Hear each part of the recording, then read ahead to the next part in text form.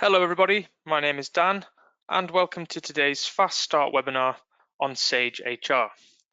I do just want to mention at the start that today's webinar is based upon the most current version of Sage HR, and therefore any future development of the system does mean that the content of these slides is subject to change.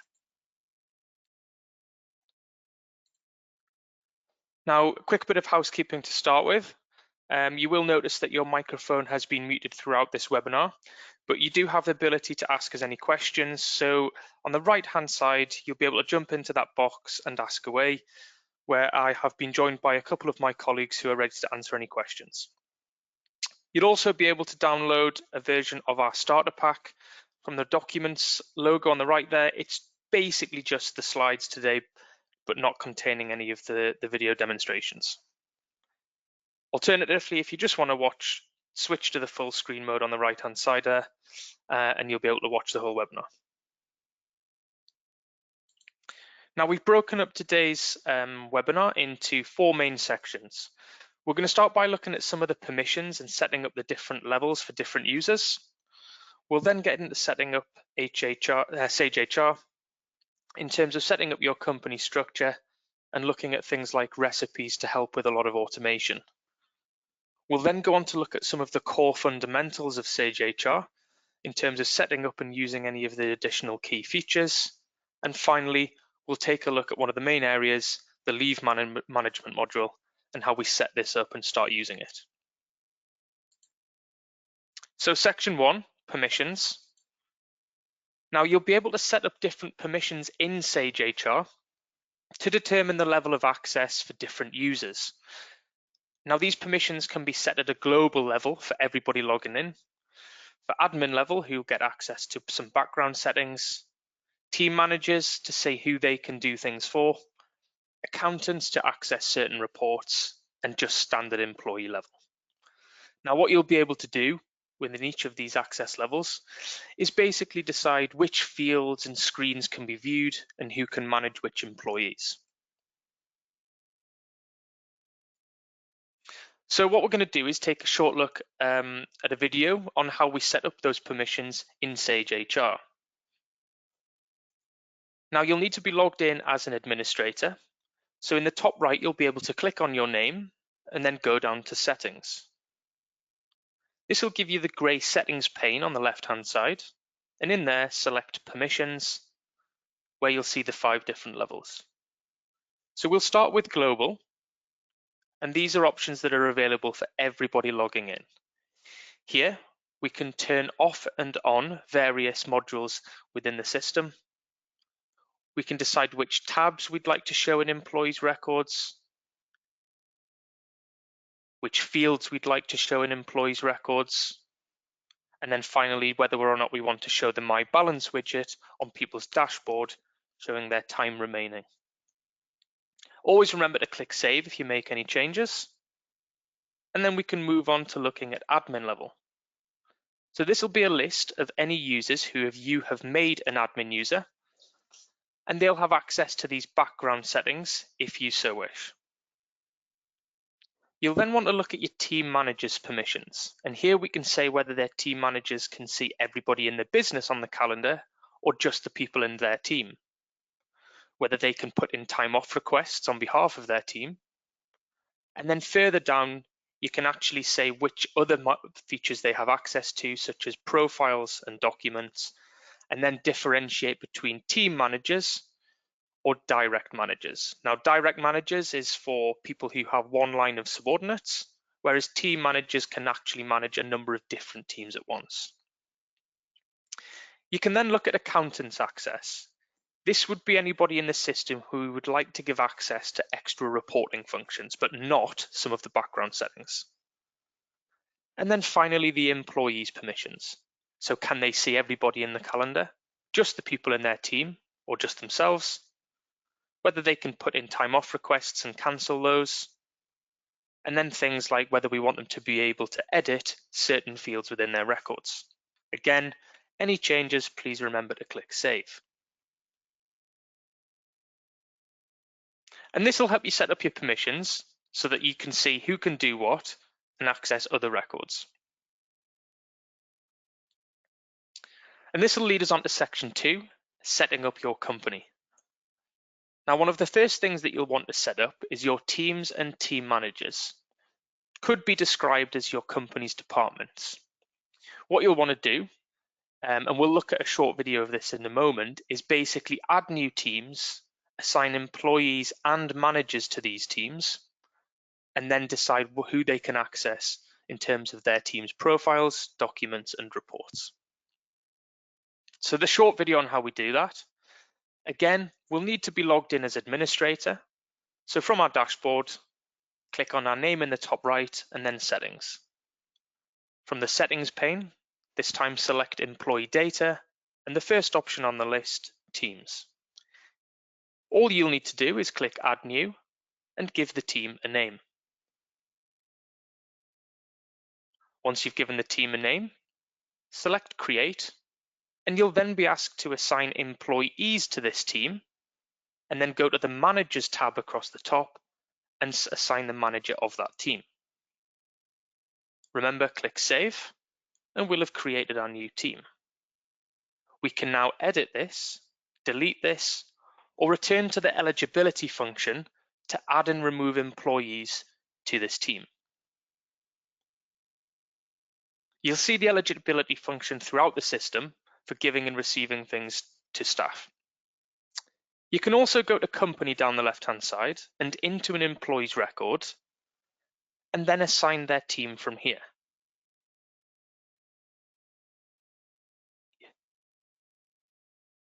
Alternatively, if we go to company on the left-hand side and select teams across the top, we can see our teams, our team managers, and it's simple enough to drag one employee from one team into another.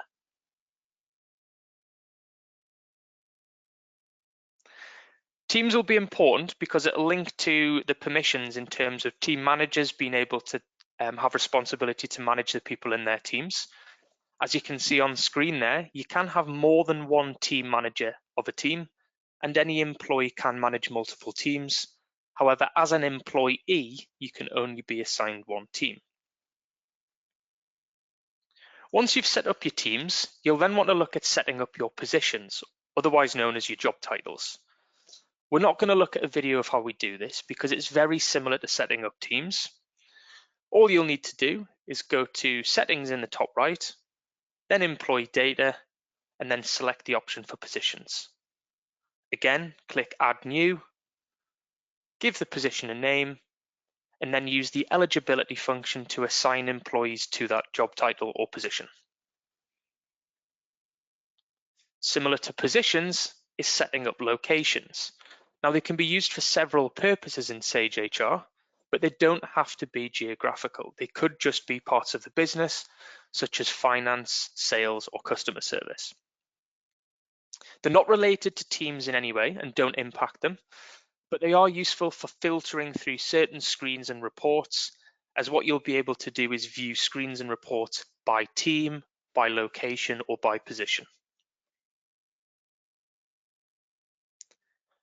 One of the next bits that you'll need to set up that is quite important is called your employment statuses. And this will be relevant because it has a direct relationship to what happens in the leave management module when taking time off. So again, we'll watch a short video on this in a moment, but the idea is that this is to do with the employee's working patterns. So not relevant to how many hours they work, all we're going to do is tell the program which days of the week they work. When you go in there for the first time, you'll see some default statuses in there, such as full-time, part-time, contract, and intern. All you'll need to do is either create new ones or distribute your employees across the others. So let's watch a short video on how we do that. Again, logged in as the administrator from our dashboard, we're going to click on our name in the top right corner, down to settings. In the settings pane, we're going to come down to the option for employee data, and then further down, employment statuses. Here you can see some of the default ones, such as full-time, part-time, contract, and intern. To add a new status or to edit the existing ones, select the eligibility button on the right-hand side, again to add and remove this to employees, or use the pencil to edit the name or override the default weekend days. Again, any changes, click Save. If you'd like to add your own, click Add New, enter a name, change the full-time equivalent, which will be used for reporting, and then select the weekend days. Now, these are for you to tick the days that the employee does not work. Here, I've ticked that they do not work Saturday and Sunday. Then you'll be asked to add employees to this pattern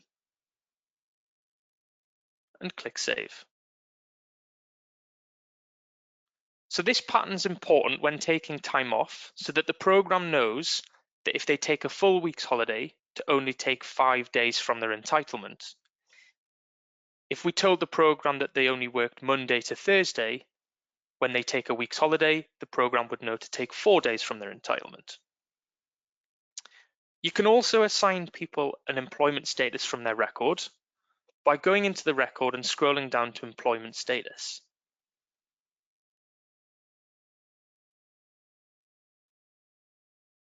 What you're also able to do is schedule an employment status change for the future. So if somebody perhaps was moving from full-time to part-time, we can set the date and then the employment status that they'll be changing to.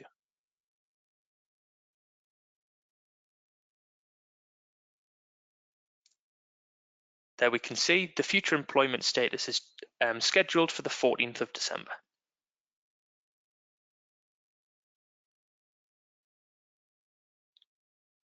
So like I say, employment statuses are particularly relevant if people aren't working standard Monday to Friday jobs. They can only be given 1 week pattern. So it's just about letting the program know how many days of the week they work. The next part that we're going to look at is setting up what's called recipes. And these are used to add automation to your system to take away some of the work that you might be doing manually at the moment. So you'll be adding recipes to notify yourselves or specific employees in the business of tasks or actions that need to be taken. Now, recipes can only be managed by admin level users. And once activated, they'll create emails and tasks on people's dashboard. But if you decide that you don't want those to happen, you can pause the recipes and then restart them at a later time.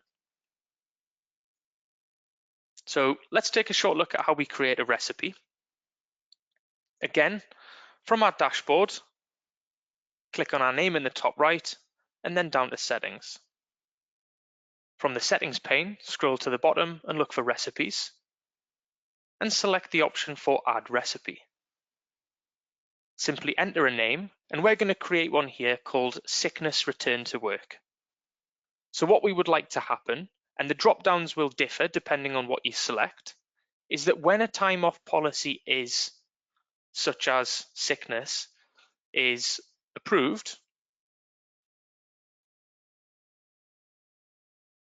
then we would like to either send an email or a task, in this case an email, to perhaps their team manager, and then build the content of the email that we're going to send. Now we can use placeholders towards the bottom to automatically fill in the names of the employees depending on who takes the sickness. Alternatively, instead of sending an email, we could create a task to appear on their dashboard, and we might want this to go to the actual employee. Again, we'll create the task name, asking them to complete a return to work form.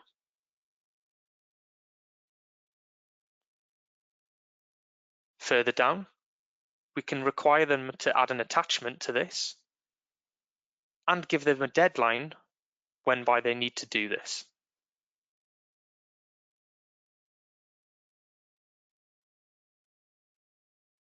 We can say that the recipe applies to the whole company and click Save. And there you can see we have our recipe to say that whenever anybody takes sickness and it is approved, we want an automated reminder task to appear on their dashboard asking them to complete the return to work form. We can duplicate these, delete them, edit them, and pause them. To restart them, simply click the play button, and this will activate any reminders. So let's maybe see this in action. We're going to put through some sickness on behalf of an employee. So I'm going to come down to the company section on the left-hand side, go into the employee record, where I'm actually able to view this as an employee. So if I click this link, I'm able to view Sage HR as Annie Wilkes. So as Annie, I'm going to click on New Time Off and put in a new time off request for sick leave. I could do a multi-date or a single date. In this instance, we'll select a single day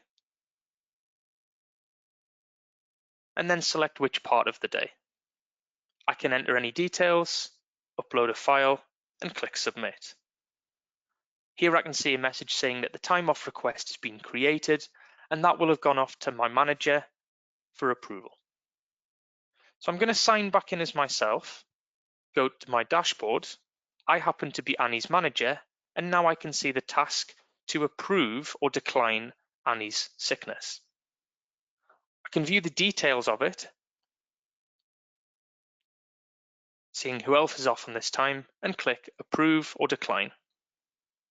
We can notify the employee by email, leave them a message, and then click Approve. Now, simply approving that sickness should have triggered a task for Annie Wilkes. So if we go to Annie's record, scroll down to her tasks options, we can now see an automated reminder for her to complete the return to work form.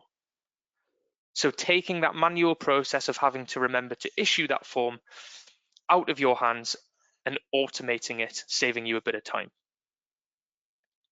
Annie could use the tick box to complete the form, upload the document, and click Complete. The task would move to the completed section, where Annie's manager would be able to view and download the return to work form. If we return now to the recipes, so back to settings, in the settings pane down to recipes, we can now see that the sickness return to work recipe has been baked one time, and we're actually able to track who has completed that task and when. So other examples of recipes that you might create and automated reminders could be to send a happy birthday email to an employee when it's their birthday, to send congratulation messages when it's people's anniversary messages, or you can even create custom fields in the system for things like training expiry and then automated reminders prior to those things expiring. And that brings us to the end of section 2. So we've looked through setting up permissions, the company structure in terms of teams, positions, and locations, our employee statuses or working patterns, and then automated reminders. In our next section, we're going to look at a bit more of the core features in terms of setting up our logo and branding, any onboarding and offboarding tasks, sharing documents, and company announcements. So starting with our company branding, there's no video on this one because it's quite straightforward, but you'll be able to access your settings in the top right, and it will take you to the General tab of the settings pane. Here you'll see an option to choose the file and upload your logo, as well as changing the colors. These logos are brilliant because it makes it much more of a customization of your website and branded to your company rather than it being a Sage HR website. So it makes it a little bit more professional and personable. Those logos will appear on the login pages, across the top of your web page, and then on any notification emails that also get sent out. Now you'll also have access with the core HR system to an onboarding and offboarding feature. These are to do with starters and leavers respectively, and we'll start with onboarding. So effectively, these are very similar to automated tasks, a little bit like recipes that we've already looked at, but specifically triggered by starters and leavers. What we can do is create tasks and define how long they have to complete them. We can assign tasks not only to the new starter, but to other multiple people in the business, such as an HR manager or an IT manager. We can group individual tasks together so that instead of assigning one task, we can assign multiple tasks at once. And then we can automate these depending on where we put them in the business.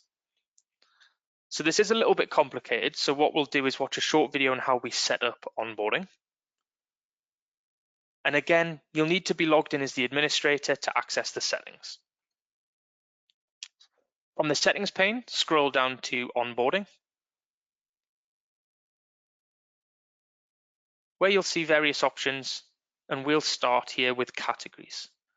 Now, all you want to do here is create the different categories or types of task that you may create. And this is just a way of creating different genres to group your tasks together. Just click Add New, give the category a name and a description, and then click Save. Here you can see I have a general category, an IT category, or a category for people joining the kitchen. You could then go to Tasks and select the option for Add Task. Now, most of the time you'll be using simple tasks, but you can see some other options on there. You can give the task a name. We'll create one where we would like somebody to set up a desk and workstation.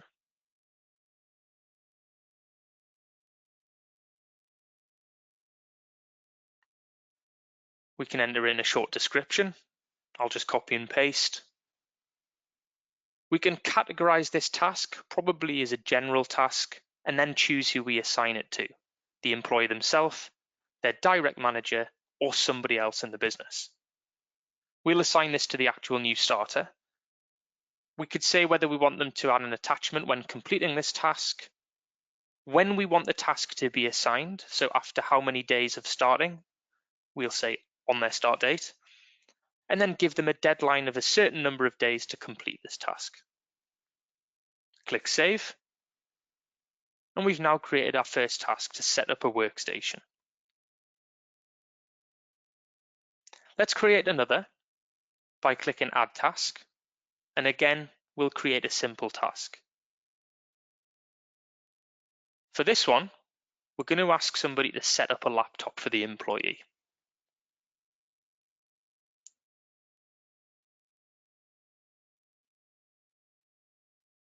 Now for this task's category, this is more IT based, so we'll categorize it as IT, and alternatively to the last one, we'll assign this to somebody specific in the business, such as the IT manager.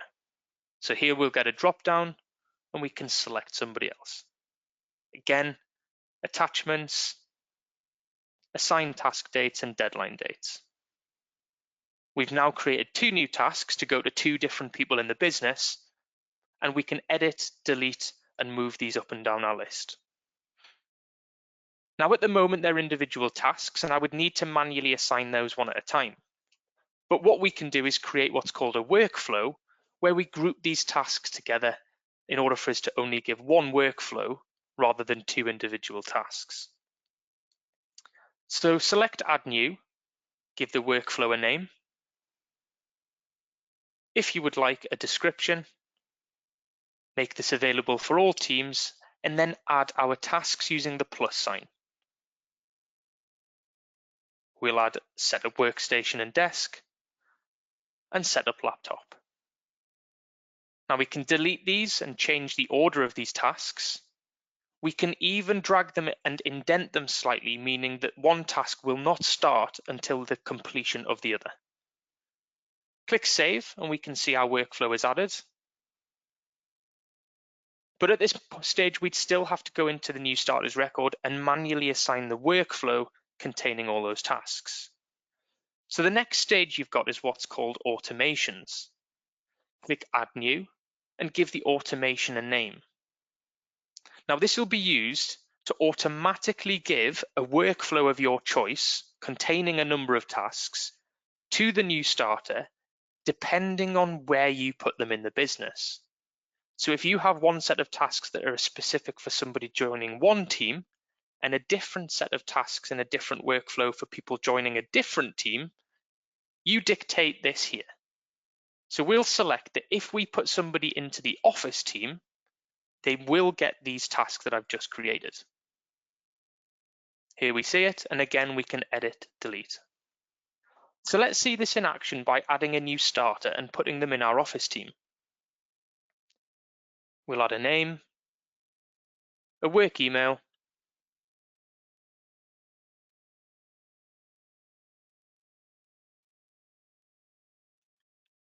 we'll not send any welcome emails, and we'll click Create Account. On the next screen, we get our usual policy assigning our positions, but it's the giving of the team that dictates the tasks starting. If I was to put them in a separate team, because we haven't set up an automation, they wouldn't get any tasks. Complete the rest of the screen and click Save, and we'll be taken to the employee's record. Now, if I scroll down to their onboarding tab, you can see it's automatically started some tasks. This is as a result of putting them into the office team. Now the employee would be able to come in and complete those tasks, or Bill Denborough, who is to set up the laptop, will also get tasks appearing on his dashboard. At the top there, you can see the buttons to manually add the workflow and task yourself. You could go into an employee's record, down to onboarding, and manually add the workflow or the tasks, but this is not automated and would need to be done yourself. So really helpful for kicking off automated tasks if you've got sort of 6 or 7 different tasks going to various people in the business, and those different tasks are customized to people joining different places in the workplace, then by all means create multiple workflows and multiple automations.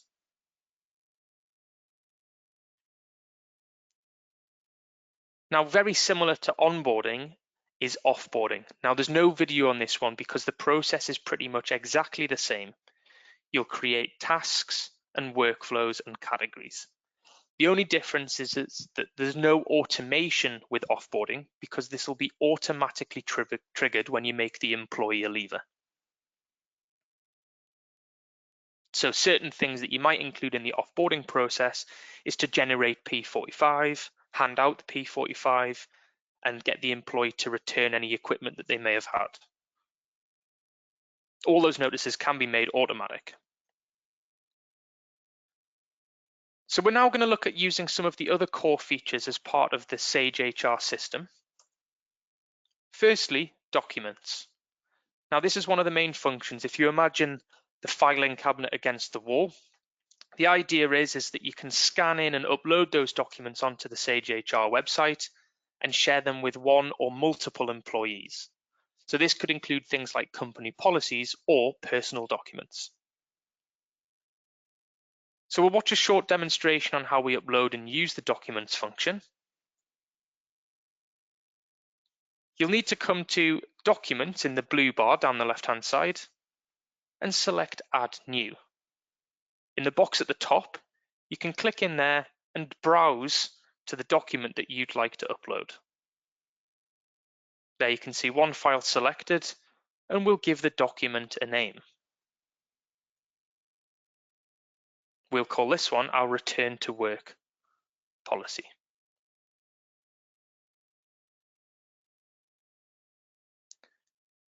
Now again, we can categorize the genre of this type of document. And then the important part here is who we share it with. If it's just a standard policy that we were happy for everybody to see, we can select everybody. But if it's something personal to one employee, like a contract or something that's GDPR sensitive, then only tick the one employee that you would like to see. But you do have the option to browse by team, position, and location, and then use your select all or none to highlight multiple people at once. We'll share this with everybody and then decide whether or not we would also like that person's team manager and direct manager to view it.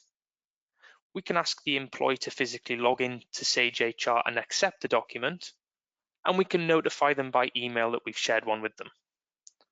Once we click upload, this appears in our general section where we can see the return to work policy, when it was uploaded, and who it's shared with.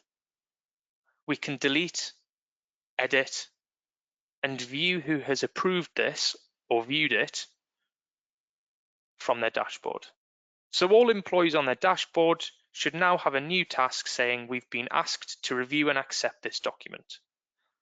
They'll need to click approve or decline. And once they've done this, we as the administrator will be able to go back to the document section and click on the little eye logo to view who's approved it and who it's still waiting approval from.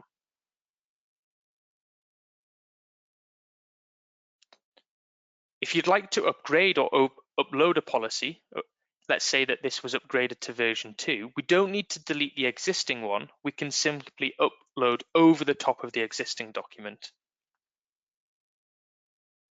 Now, employees will only be able to see things that are shared with them, but what you've also got options to do is create what's called a signable document. And this is a bit like having an e-signature document.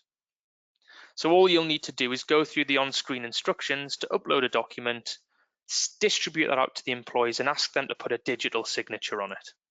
Once they've done that, you can track who's done it, who you're awaiting signatures from, and then this will be stored in their record. But the key is that employees will only be able to see documents that are shared with them rather than seeing everything that's shared with everyone. Another feature that you've got access to in Sage HR is something called announcements. And the best way to describe this is simply as having a company news bulletin. So it's a great way of communicating directly with your staff and engaging them when working remotely from home or out of the office. The idea is that your managers and admins can post news on the bulletin for things like new joiners, company events, breaking news, anything like that. Employees will be able to comment on those posts and even react with emojis that you choose. So that brings us to the end of section 3. Coming up in the next section, we're going to have a little overview of the additional Sage HR modules and some of the support guides available. Now, one thing worth mentioning is that obviously Sage HR does come with a range of add-on modules. The leave management module is possibly one of the most commonly taken ones, obviously used to handle any time off digitally. So we're going to have a little look at this in a moment because it is the most common one taken. But you'll also have access to turn on things like shift scheduling, which is effectively like having a rota system that you can distribute with your staff. The timesheets module for employees to track start times and end times and then calculate the amount of hours that they've worked, including overtime. You'll have access to turn on a performance module where you'll be able to set employees' goals and schedule one-to-ones and even manage things like 360 feedback. There's an expenses module where employees can remotely from the mobile phone submit and manage company expenses. And then finally a recruitment module where you'll be able to create job ads and manage the applicants right from start to end when you hire them. Now, I previously mentioned briefly there that Sage HR does come with a mobile app. So we would strongly recommend getting onto the App Store or the Google Play Store and downloading the app onto your phone, because it just means that you're going to be able to do a lot of the things in Sage HR on the go, such as requesting holidays, scheduling meetings, and checking your scheduled rota.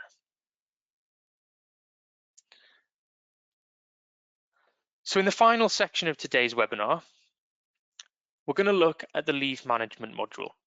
This is one of the main modules that people will take from day one, and it's used to manage calendars, but not just for holidays and sick leave. It can be for anything that you'd like to mark on a calendar, such as appointments, work trips, or time off in lieu.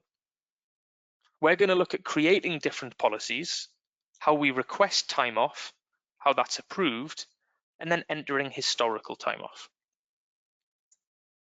Now, there are a few initial steps that you'll need to think about when setting up your time off policies.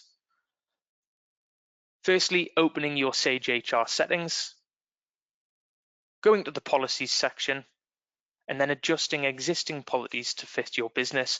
But you can see that there's an add new button where you can add as many policies as you like. And in the demonstration videos that we'll watch shortly, you'll see that I've added quite a lot of various policies onto my system.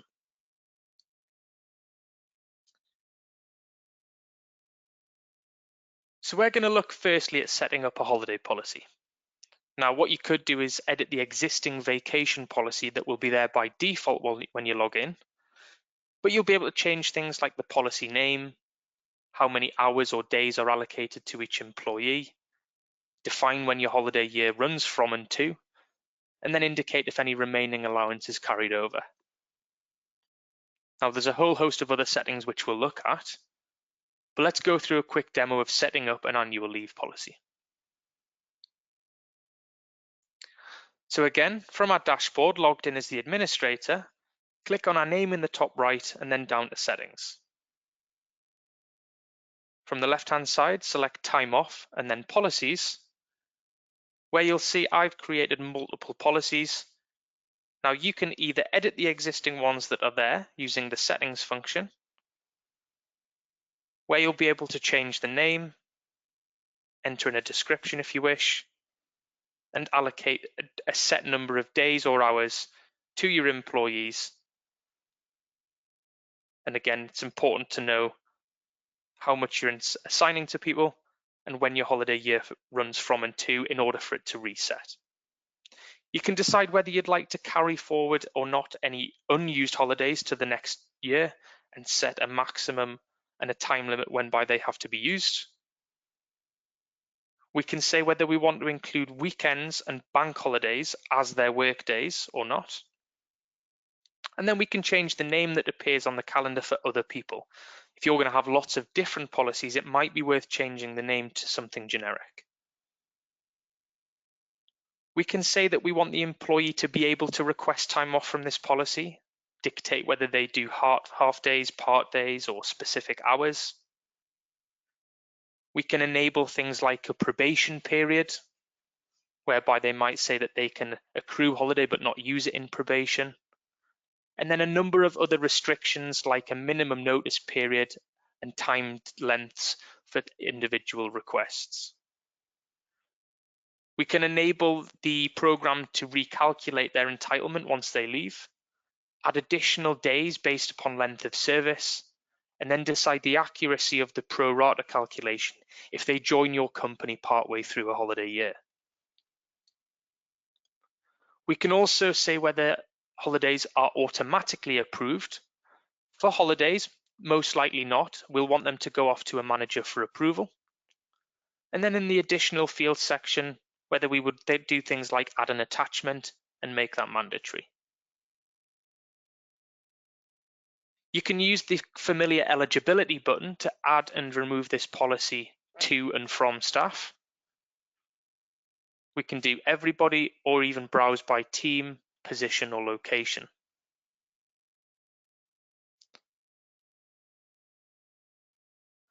Under the individual allowances section, we can see which employees have been assigned which policy and what their default allowance is.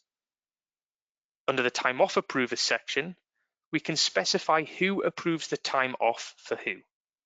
In this instance, you can see if you hover over who approves the time off, and this can be edited on an individual level using the pencil on the right-hand side. So this now is reflecting back to some of the teams that we talked about setting up earlier, or if there's a specific person in the business that does all of the time off approval, enter their names just below. In this instance, we'll select Team Manager.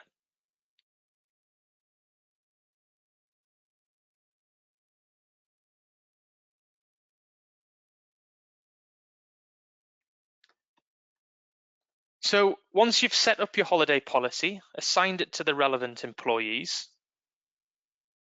what you'll be able to do is look at the various types that you've got and create things like sick leave as well. Now, there are two general types of policy that will appear in Sage HR. Things like holiday that are capped and count down, and things like sick that are not capped and then count up when people take them. So that will lead us nicely onto how we set up sickness policies. So again, we'll get straight into a short demo of how we set up sick policies. And it's from the same place in settings, under time off, and then policies. Now, typically when you're creating multiple policies, you'll set them up very similar to existing policies, but just change a few things. In this instance, this type of policy does not accrue, it just tracks how many days people are taking. Again, we might change the name of the policy, as something like sickness might be a bit data sensitive. So this is what will appear on the calendar. Typical things that would happen for a sick policy is that we may not allow employees to request sick, and instead this would be managed by someone else in the business, such as a team manager or admin. Again, read through the various tick boxes and select what applies to your sick policy. But what comes hand in hand is that potentially a sick policy might need to be automatically approved. Remember, if these have been entered by a manager, then in theory they've already been approved. So when they enter them, they don't have to approve as well as submit. Again, we'll make the option to add an attachment available because we might want to upload sick notes. However, you can make it mandatory or not, or only if they meet any of certain criteria.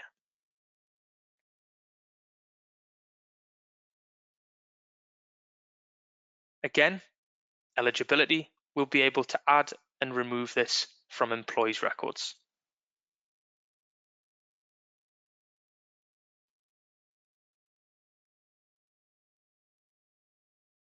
There we can see eligibility is updated and we've sorted our sick policy. Now, if you'd like to create multiple policies, just click the Add New Policy button and the windows are exactly the same. So whilst the program is clever enough to prorata people's allowance if they start halfway through your holiday year, if you remember our employment statuses, which dictate how many days a week employees work, the program unfortunately is not clever enough to prorata their allowance if they, say, for example, work 3 days a week. So the likelihood is that you'll end up with multiple things like holiday policies, where a lot of the settings are the same, but it's the default allowance that is preset differently for different entitlements. So once you've created and assigned your policies, you'll then be wondering how you actually use this to request and authorize time off. So we'll watch a short video on how we do that. What we're going to do is come into an employee's record and view as this employee to submit some time off as this person. So then we can see it from both the employee side and the employer side. So as I'm signed in as John Bloggs, I can see on the right-hand side my balance remaining for holiday. So at any point I can check that balance, I don't have to ring my employer. To put in a new request, from the quick links at the top, select New Time Off, select a policy, and then I can select a multi-date absence or single date absence. It'll always tell me how many days I have left at the top there, but in this instance, I'm just going to put a holiday request in for 1 day, and I can select AM, PM, or all day. Again, I can add any details if I require, and then click Submit. Now, when I click Submit, I get a message at the top saying that this has been sent for approval, and I'll get a confirmation email if it's approved or declined. So that request has now gone off to John's manager for approval. So if I log back in as myself and go to my dashboard, as I'm John's manager, I now have the email notification and task saying that John has requested some time off. If I use the I symbol, I can view the details of this time off, such as how many days they have remaining, and who else will be out of the office on these dates in the same team as John. Now I can decline or approve, notify them by email, and drop them a short message to say that we've approved. Once I click approve, this should now have changed John's entitlement. So if we go back to John's record,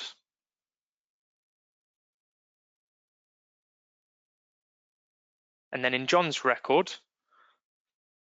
scroll down to their tab for time off. We'll log in actually as John.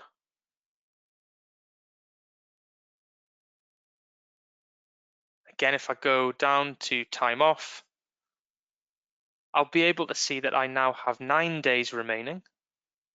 And in the table format below, 1 day used, 9 days available. Down the very bottom, I can see an audit trail of any time off submitted and approved. I can request cancellation of that if I change my mind on the holiday, but now the holiday will also appear on the calendar. From my dashboard, I'll also be able to see a time balance widget showing my time remaining. Now, all of this can be done via the mobile app, and the idea is that it stops any manual processes, such as submitting paperwork for holidays, and stopping things like those questions that would say, "Hi, can you tell me how many days I've got left this year? Because I need to take them before Christmas."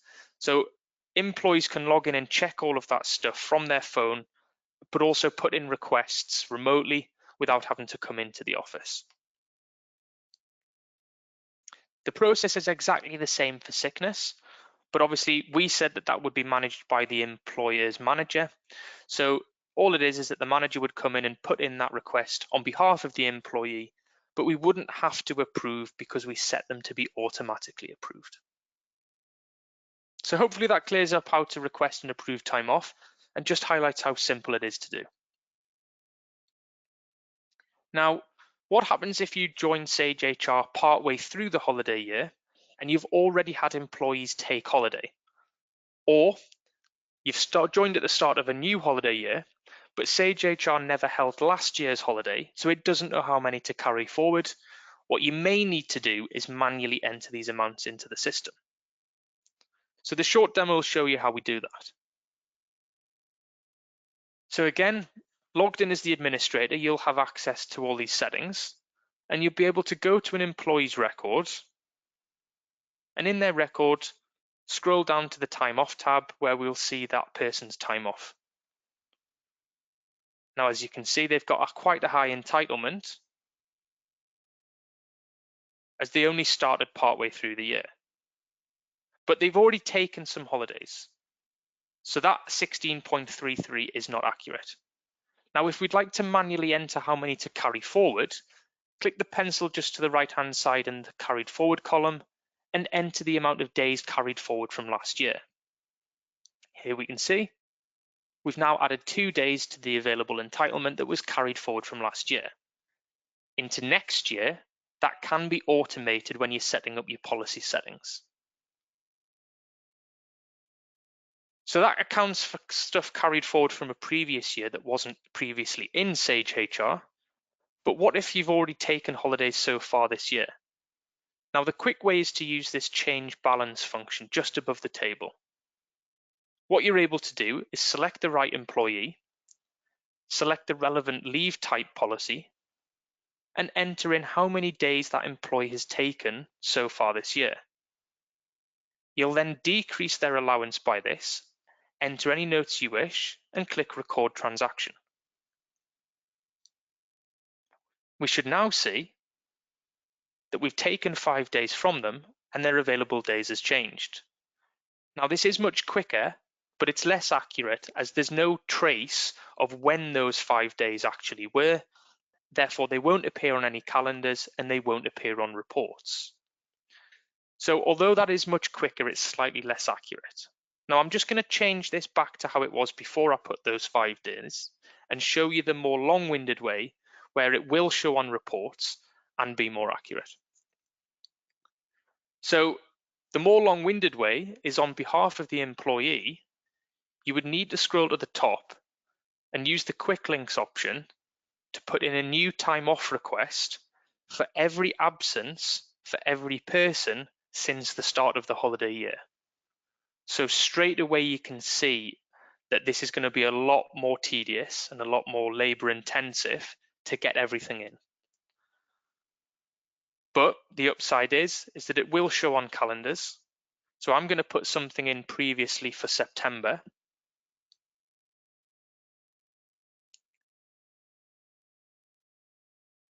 And then select submit.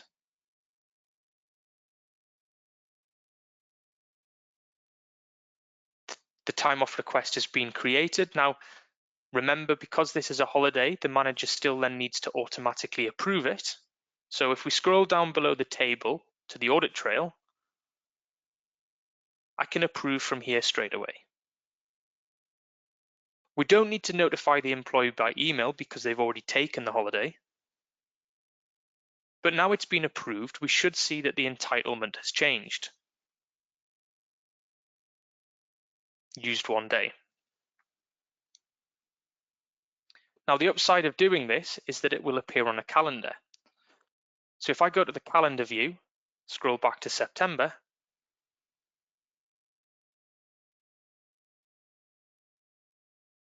and search for the right employee, I can now see that the holiday is there.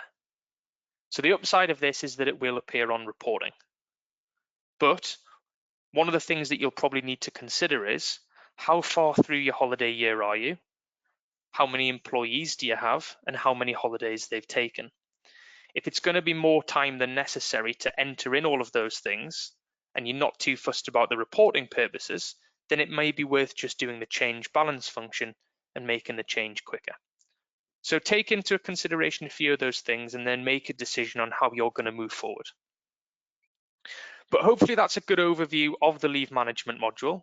So how we set up policies, how we submit and approve time off, and then how we enter things manually if we've started partway through a holiday year or moved over from a new system. So finally, I just want to mention that Sage are here to help. Obviously, it's a bit of a tricky time at the moment, what with COVID happening and lockdowns and things.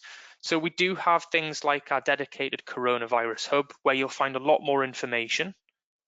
With regards to the Sage HR system, there's loads of guidance in Sage HR via the little question mark link in the top right. And this will take you to online articles containing videos on how-tos and step-by-step guides. You'll also have access to a little web chat function in the bottom right, and the guys are there to answer your questions whenever you need them. So on that note, I would just like to say thanks for attending. Hopefully you found this session useful. But otherwise, any more guidance, check online or within the system itself, use the little help links option. So once more, thanks again. Take care.